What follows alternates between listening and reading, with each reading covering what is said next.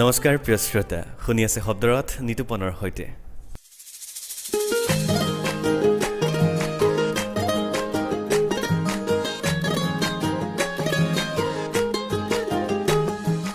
আজিৰ শব্দৰথত সজাই আনিছোঁ আইমনু দিহিঙীয়াৰ কলমেৰে পথাৰত নাৰীৰ সৌন্দৰ্য।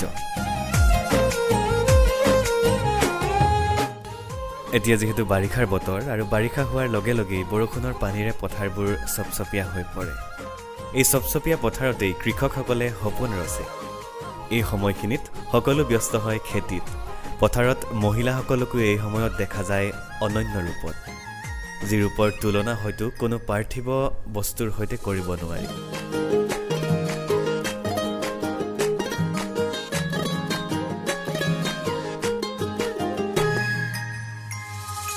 হালোৱালৈ হাতত চাহপানীৰ ডেকচিটো আৰু কঁকালত জলপানৰ টোপোলাটো লৈ যোৱা মহিলাসকলৰ কথাই সুকীয়া। এখোজ দুখোজকৈ কেঁচা আলিৰ বুকুৱে খোজ দিয়া, তাৰ পাছত একেলগে বহি চাহ খোৱা আৰু জীৱনৰ কথা পতা, তাৰ পাছত মুখত তামোল এখন লৈ পুনৰ কামত লগা, যেন প্ৰেমৰ আদান প্ৰদান। এই চাহ আৰু জলপানত জীৱনৰ ৰাগী আছে।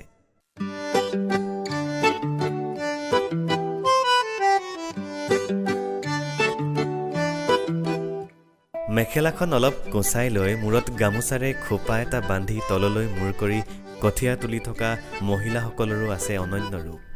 মুঠি মুঠিকৈ কঠীয়া তোলা, ভৰিত জোক লাগিলে খুচনিৰ পৰা উলিয়াই লোৱা চূণ, বোকাত লুতুৰি পুতুৰি দেহা।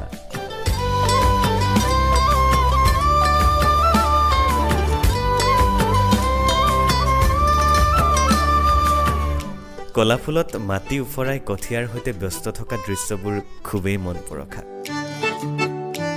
একাঠু পানীত জাক জাক ৰোৱনীৰ প্ৰাণ খোলা হাঁহি আৰু ভূঁই ৰোৱাৰ ব্যস্ততা, এহাতত কঠীয়া আৰু মুখত ঘাম।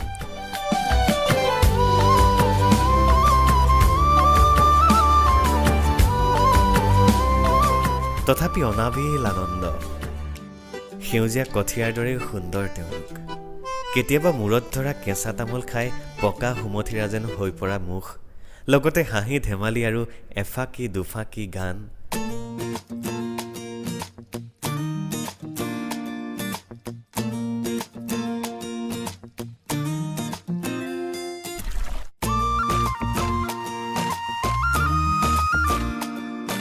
পানীত সুতুৰা সুতুৰ হৈ পৰা হাত ভৰি সিয়ামন উপচাই পেলাব পাৰে তেওঁলোকে। এনে সৌন্দৰ্য বাৰু আন ক'ৰবাত আছেনে?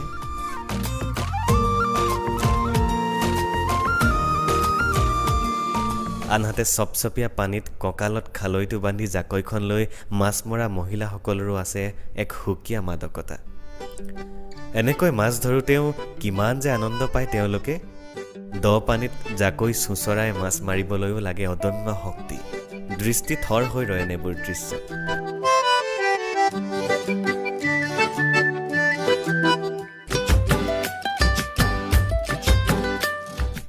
আঘোণ আহে, লগতে ব্যস্ততাও আহে। আঘোণৰ পথাৰত দাৱনীৰ কাম। দাৱনীসকলো কম ধুনীয়ানে? ৰ'দৰ পৰা বাচিবলৈ মূৰত গামোচা, গাত এটা বহল হাতলৈকে ঢকা চোলা, ওঠত তামোলৰ ৰং, খিলখিল হাঁহি আৰু হাতত চিক মিক কাচি।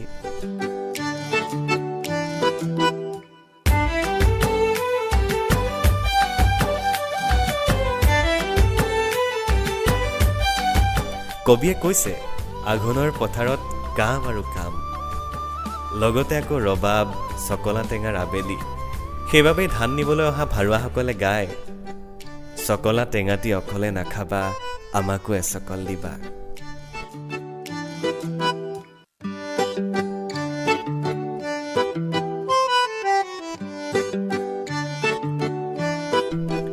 এই নিভাজ ভাল লগাবোৰেই প্ৰকৃত সৌন্দৰ্য, যিবোৰ উপভোগ কৰি আমি পাব পাৰোঁ অনাবিল সুখ আৰু আনন্দ।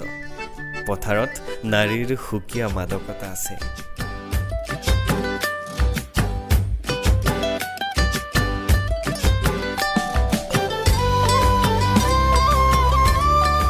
বোকা মাটিৰ গোন্ধৰ দৰেই নাৰীবোৰ সজীৱ হৈ থাকে।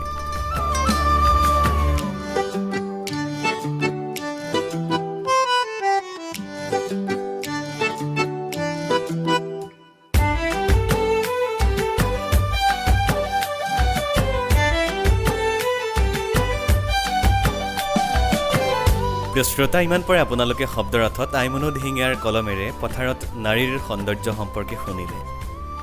পিছে আজিলৈ শব্দৰথ সামৰাৰ সময় হ'ল। অনাগত দিনত শব্দৰথৰ নতুন এটি খণ্ডৰে পুনৰ লগ পোৱাৰ প্ৰতিশ্ৰুতিৰে আজিলৈ বিদায় লৈছোঁ।